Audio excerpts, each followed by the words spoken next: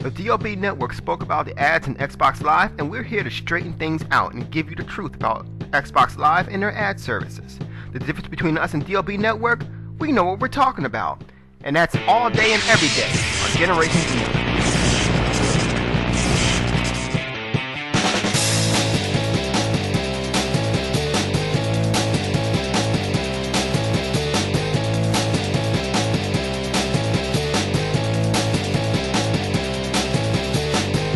Welcome one and all to Generation Xeon. Today, we're going to go ahead and give a talk about the ad service that's located on Xbox Live.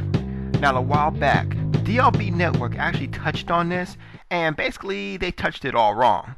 See, they seem to think that they know exactly what's going on in the Xbox world and the Microsoft world when they really don't.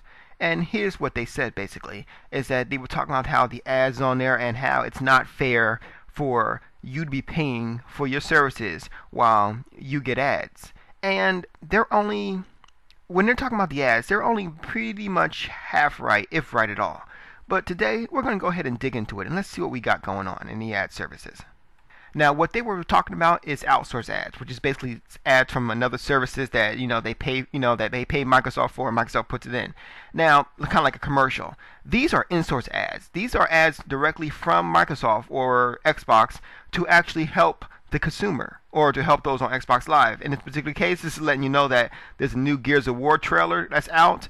Gears of War 2, which is actually really good. And they also have a Speed Racer ad here, but mind you that there is a Project Gotham Racing tournament based off of Speed Racer, and that's the reason why that's there. So these are two things that are located on Xbox Live. Thus is an in-source ad.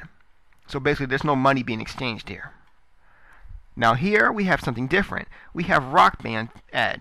Now the Rock Band ad is basically talking about the downloadable content which is on Xbox Live. So that's the reason why that's there. Now here's another one, an ad here. Basically this is an trip that Microsoft is going ahead and sponsoring. That's the reason why that's there. And here's another ad too.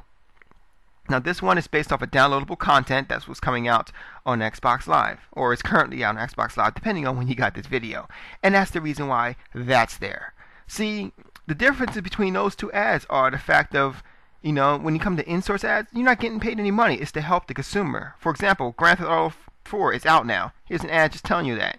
Now here's another ad for Call of Duty 4 for the maps that's located that can be downloaded on Xbox Live to your Xbox 360.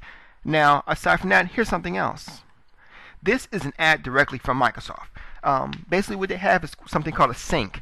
Basically, for the new 2007 and 2008 cars, it allows you to take your Zune and actually go inside the car. And when you start your car, your Zune will automatically sync up to your car, thus allowing you to give hands-free radio and everything that's included with it, which means that, okay, all you need to do is just hit the play button. If everything's synced up already, your Zune is synced up and everything, just hit the play button and you're all good from there. And that's pretty much all it is in a nutshell. I mean, the DLB Network wanted to make a big deal about how you have to pay for services as well as you had ads on there. So if you had ads, why should you pay for services? Well, DLB, let me clear something up for you just in case you couldn't figure this out.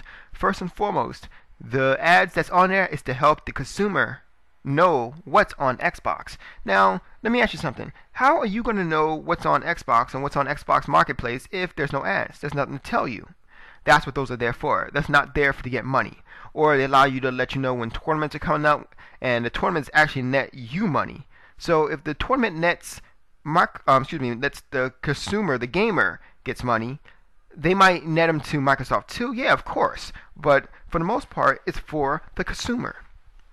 Now, see, the reason why they also brought that up too is because if you ever looked at a trailer for Home or whatever, or even go to DLB's Home thing, his beta thing, you'll actually see that there's a lot, and I mean a lot of little things like ads there. And to make it worse, there's lag on it too. I've actually never really ran into too many social networks that actually have lag in it like that for such a quote-unquote powerful system such as the PS3.